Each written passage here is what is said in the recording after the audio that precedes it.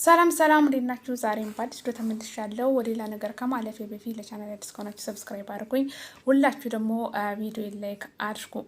ዛሬ አዶናይን ያስኮረፈው የሰይፉን ንግግር ላሳያችሁ።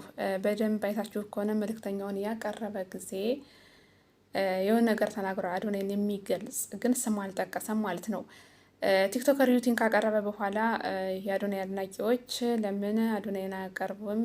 ለምን አዶናይን እንዲመረጥ አያደርግም ወደ ሚዲያ ወስዶ በሚል ብዙ ትችቶች፣ ጥያቄዎች ሲቀርቡ ነበረ። ያንን በተመለከተ ስም ሳይጠቅስ ግን የሆነ ነገር ተናግሯል ማለት ነው። በሁለተኛ ደግሞ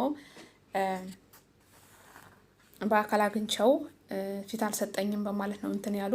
እንግዲህ መብታቸው ነው። ሰይፉም የራሱ ሚዲያ ትልቅ ሚዲያ ነው። አዶናይም ደግሞ የራሱ ነጻነት ነው። ግን ትንሽ ረገጥ ያደረገው ነገር አለ።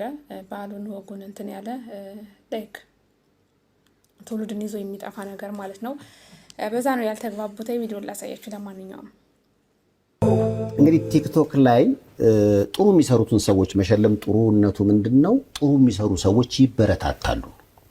አሁን አይተ እንደሆነ ከጾታ አንፃር ወይ ደግሞ ከንግግር አንፃር ነውር ጌጥ የሆነበት ሰዎች ስለሚናገሩት ነገር የማያስቡበት ወይም ደግሞ አካላቸውን ለገበያ በሚመስል መንገድ የሚያቀርቡበት ነገን ታሳቢ ያላረገ እኔ አንዳንዶቹ በጣም ያሳዝኑኛል። ምክንያቱም እነዛ ሰዎች ዛሬ ላይ ቆመው ነጋቸው ምን ሊሆን እንደሚችል አልገመቱም። ነገ የምትሰደብበትን፣ ነገ የምትወቀስበትን፣ ከትልቅ ማዕረግ የምታንስበትን መጥፎ ነገር ዛሬ ላይ ማድረግ ማለት ነው።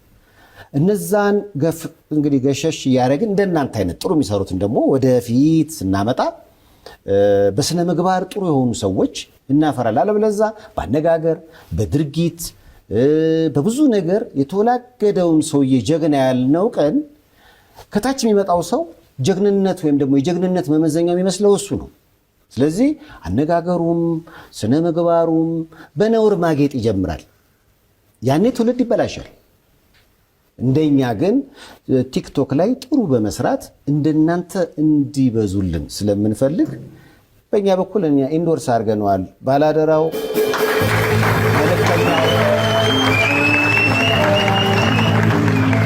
እናንተን መሸለም ጥሩዎችን ማብዛት ነው። አይደለም እንዴ? ዋሻው እንዴ?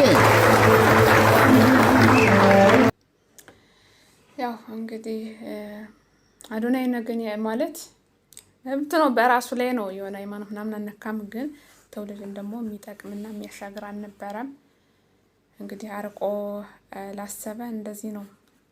ጥሩም ደግሞ የሰራው ነገሮች አሉ፣ የሰሩት ነገሮች አሉ። ሞቲቬሽናል ስፒከር ነው አዶናይ።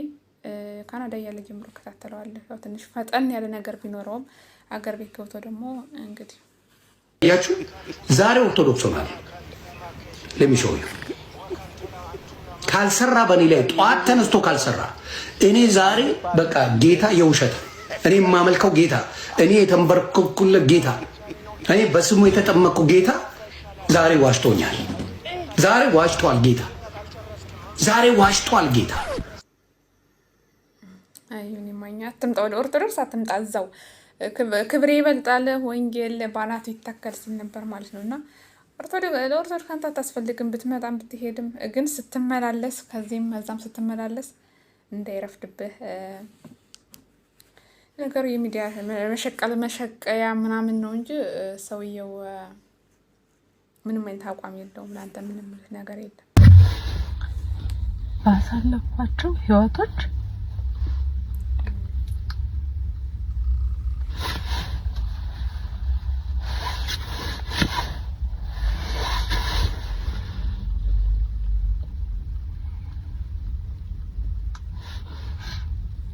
በኖርኩባት እድሜ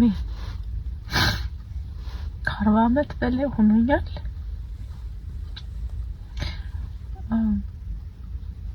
ባሳለፍኩት ህይወት በሙሉ ውጣ ውረድ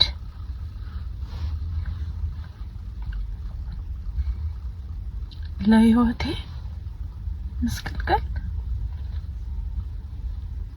ያለባት ማደጌን ነው ብዬ ነው የሚይዘው። ለኔ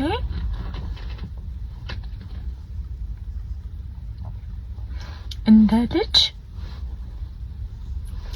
ስነ ስርዓት ያላት ልጅ ነው ያደግኩት። በወላጅ በኩል ግን ኃላፊነታቸውን አልተወጡ።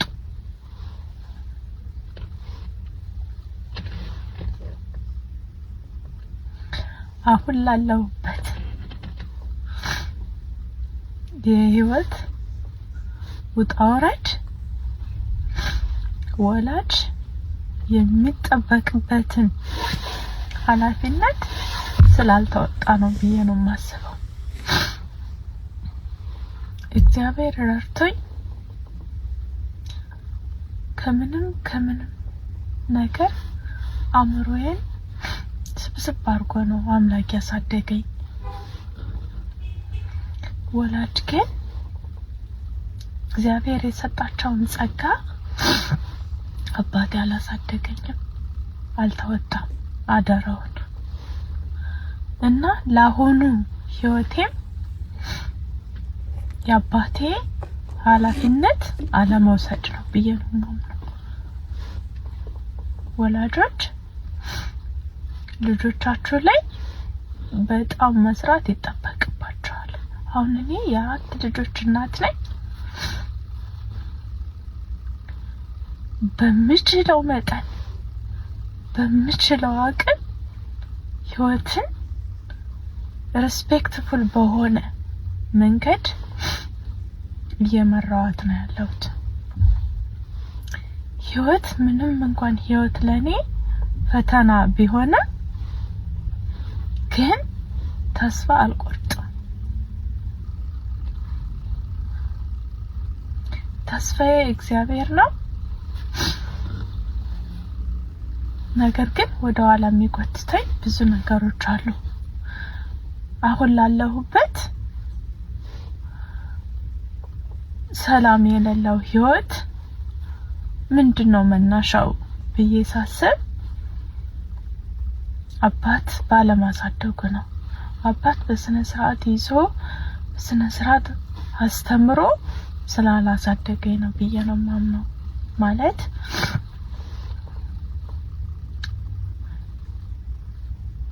ቢያስተምረኝ ኑሮ ቀጥ አድርጎ ይዞ ቢያስተምረኝ ኑሮ እኔ እንደ ልጅ መልካም ልጅ ስነ ስርዓት ያላት ልጅ ሁኜ እያደኩ ግን ሳምባዲ ኃላፊነት ደግሞ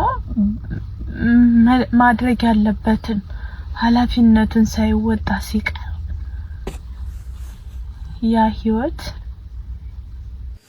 ቪዲዮውን ብዙ አላረዝምባችሁ። ቪዲዮዋ ትንሽ ረዘም ይላል። እኔ ግን አዳምጫለሁ ማለት ነውና ያው አባቴ በደም ስላሳደገኝ በራሴ ጥረት ነው ወደ አሜሪካ የመጣሁት። እንደገና ደግሞ ትምህርትም ፊደል የለየሁት በራሴ ጥረት ነው እንጂ ቤተሰብ ምንም አላደረጉልኝም። ለዘላለምም ይቅር አልላቸውም ነው የሚል ጭምቅ ሲል ማለት ነው። እና ከዚህ ጋር ማለት እዚህ ጋር ሚዲያም ላይ እኮ ይሰጣል እንደዚህ እንትኑ እንዴት የትናንትናን ረስተን ዛሬ መኖር እንዳለብን የሆነ ባለሙያ ያስፈልግሻል። እዛ ጋር እንትን ብትያለሽ አሜሪካ ነው፣ እዚህ ኦንላይንም እንትን ማለት ትችያለሽ፣ ይሄ እዚህ ጋር ሄድ ማድረግ ትችያለሽ፣ ብዙ ነገሮችን እየተማርሽ ካልሆነ ደግሞ የስነ ልቦና ባለሙያ በማግኘት ትናንትን ትታ ዛሬ መኖር ትችላለሽ ማለት ነው። ግን ትናንትን እያሰብን የምንኖር ከሆነ ስንት ነገር እኮ አለ። ትናንትን ያሳለፍነው መጥፎ ነገር በቤተሰብ ሊሆን ይችላል። አንዳንድ እንደዚህ በቤተሰብ መጥፎ ያሳልፋሉ። በሁለተኛ ደግሞ በራሳችን ስህተት የማይገባ ለእኛ ጥሩ ያሉ ነገሮችን አድርገን እናልፋለን። ግን ያንን በምንድን ነው የምንወጣው? ራሳችን ይቅር በማለት ያንን ሰው ወይም ደግሞ ሰው ከበደላችሁ ያንን ሰው ይቅር ብላችሁ ወደ ኋላ ትታችሁ ዛሬ መኖር ስትጀምሩ ማለት ነው። ካልሆነ ነገን እያሰባችሁ የምትኖሩት ከሆነ ማለት ዛሬን እያበላሻችሁት ነው ማለት ነው። ነገን እያስታወስኩ በነገ እየተጸጸትኩ ወይም ደግሞ የትናንትና እመም ዛሬ ላይ የሚሰማኝ ከሆነ ዛሬንም እየኖርኩ አይደለም። ትናንትን በዛ ስቃይ ያሳልፍ ዛሬ እንትን እየደገምኩት ነው። ስለዚህ የሚያስፈልጋት አሁን ሴትዮ ስለ ልቦና ባለሙያ፣ መንፈሳዊ ነገር እንትኖች ክርስቲያንም ከሆንሽ ወደ መጽሐፍ ቅዱስ ገባ ብለሽ ወይም አባቶች አግኝተሽ ሌላም የሃይማኖት ተከታይ ከሆንሽ እንደዛ ሞር ደግሞ የስነ ልቦና ባለሙያ ማለት ነው። ፓራዳይን ይባላል ኢጎ ማለት ነው። ላይክ በህፃንነቷ የሆነችው ነገር ሁሉ ገብቶ ያኔ በህፃን ስንሆን ሁሉ ነገር ይዘን ነው የምናልፈው ማለት ነው። ከዛ መጥፎ ነገሮች ካሉ ህይወታችሁን ይረብሻል። ጥሩም ካለ ደግሞ ጥሩ ወደ ስኬትም እንደዚህ ደስተኛ የሚያደርግ ይችላል። ግን መቀየር ይቻላል። አሁን እዚህ ላይ እኔ እንኳን በኦንላይን ብዙ አስተማሪዎችን በማየው መልኩ የትናንትናን ማንነታችን መጥፎ ከሆነ መቀየርና ወደ ጥሩ ነገር ማምጣት፣ ራሳችንን ማሳደግ፣ ራሳችንን የተሻለ ሰው ማድረግና ዛሬ ደስተኛ ሆነን መኖር እንችላለን ማለት ነው። ስለዚህ ትናንትን ትተሽ ዛሬም ማለት ነው ትናንትን እያስታወስን እየተጸጸትን ትናንትን እያስታወስን የሆነ ህመም እያደረብን እንኖር ብንልማ እኮ ቁመን አንሄድም። ተሎም ነው እንትን የምንለው ማለት ነው። ስለዚህ እግዚአብሔር ይርዳሽ። እንደዚህ ድል ስለ ልቦና እንትን የሚያደርሰሽ ወይም ደግሞ ቪዲዮ ከደረሰሽ ወደዛ አደራሽ ስለ ልቦና ባለሙያ ማክሪ። ትናንትን እንዴት ትተሽ ዛሬን ደስተኛና ፍክት ያለ ኑሮ የምትኖርበት መንገድ ያሳይሻል ብዬ አስባለሁኝ። ትናንት ያው በቤተሰብ በምንም ብዙ ነገር ያሳለፈ ሰው ሊኖር ይችላል፣ ግን ያንን መቀየር ይቻላል። በደንብ መቀየር ይቻላል። ምናልባት ጊዜ የሆነ እንትን ስልጠናዎች ምናምን ነው የሚያስፈልገው እንጂ በደንብ መቀየር ይቻላል ማለት ነው። መተው ይቻላል። እስከ 40 ዓመትሽ የአራት ልጆች እናቱ ነሽ። በዚህ ውስጥ ስሜት ስቲል መኖርሽ በጣም ያሳዝናለኝ። ሚዲያ ላይ እየኖርሽ ጥሩ ሀገር እየኖርሽ ምናምን መላቀቅ ትችይ ነበረ በአጭር ጊዜ ማለት ነው። ካለ በዚያ ቂም መያዝ ዝሮ እንደዚህ አሁን ቂም መያዝ በራስ የሚሆን ደግሞ ያ ሰው ባደረጋችሁ ነገር ቂም ብትይዙ የምትጎዱት እናንተው ነው። እነዛ ምንም በቃ የሆነ ነገር ሆነ በሰዓቱ እነሱ በማወቅም ባለማወቅም ነገር ሆነ አለፈ፣ የራሳቸውን ህይወት ይቀጥላሉ ማለት ነው። እናንተ ግን ቂም ማለት አባቶችን ተስዋውን ሲገልጹት ምናምን የሆነ በውስጣችሁ ያለ የማይታይ ነቀዝ በቃ እርግፍ ነው የሚያደርጋችሁ ማለት ነው። ስለዚህ ይቅር ብለሽ ዛሬ ኑሪ። ስለ ልቦና ባለሙያ አገኝልሻለሁ። የመዳም ቅመም ዋይፋይ ሲጠፋባት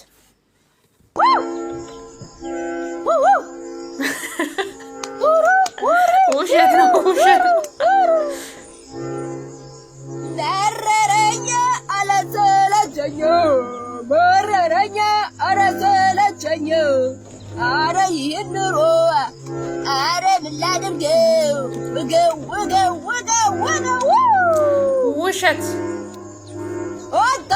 ውሸት ነው።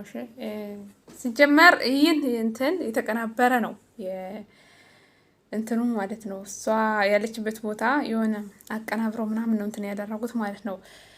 እዛ ሲቀጥል ደግሞ ዋይፋይ ስጠፋኝ ደክመን እናንተኛ እንላለን እንጂ እንደዚህ ያናብድም ማለት ነው። ውሸት። አዲስ ከሆነ ሰብስክራይብ አድርጉ፣ ቪዲዮ ላይክ አድርጉ። ሰላማችሁ ይብዛ።